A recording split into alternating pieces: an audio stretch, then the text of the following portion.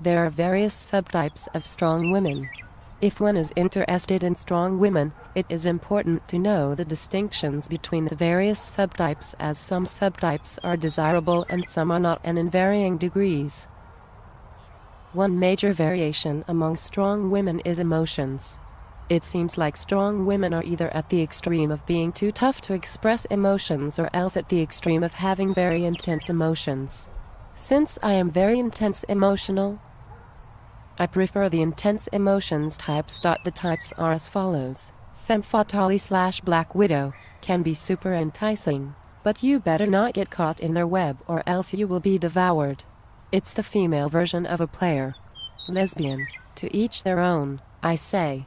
Problem is, if you are a heterosexual male who likes strong women, a lesbian won't do you much good, at least as romance goes.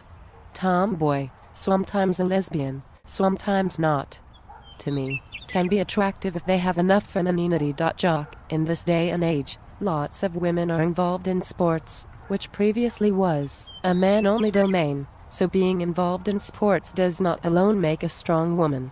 Even though many sports have both males and females involved, certain sports such as wrestling and football are almost exclusively male these days.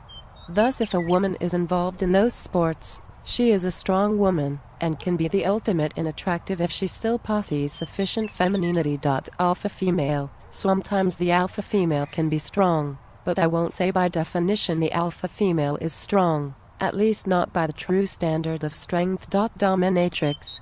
Very young when feminine and nice. Hyperfeminine. Some women are very strong precisely because they are so feminine. Female martial artists. Very strong and very attractive when possessing sufficient femininity. Feminist. Definitely strong.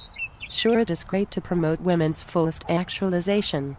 Problem is, many if not most contemporary feminists are bitter and rigid and saturated in stifling ideology. After all, feminism is one of those isms. So I'll say I generally, on the silly leftists who congregate in the women's centers, though I hold the possibility that some feminists may be okay. Soldiers / militia chicks. Feminine soldiers are way hot. Leader personalities can be attractive depending on other personal characteristics. Entrepreneur, similar but not exactly the same as the leader types, but sometimes can be one of the same. Matriarch, I'll pass, thank you. Perfectionist, not a good quality, because it's too much, though behind the shell of perfectionism is the great quality of striving for something better.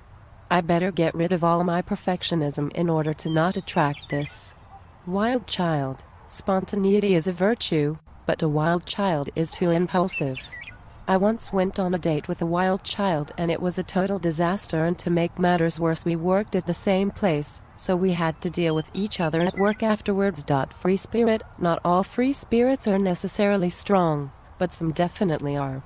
Iconoclast. Very, very attractive. Maverick. Very, very attractive.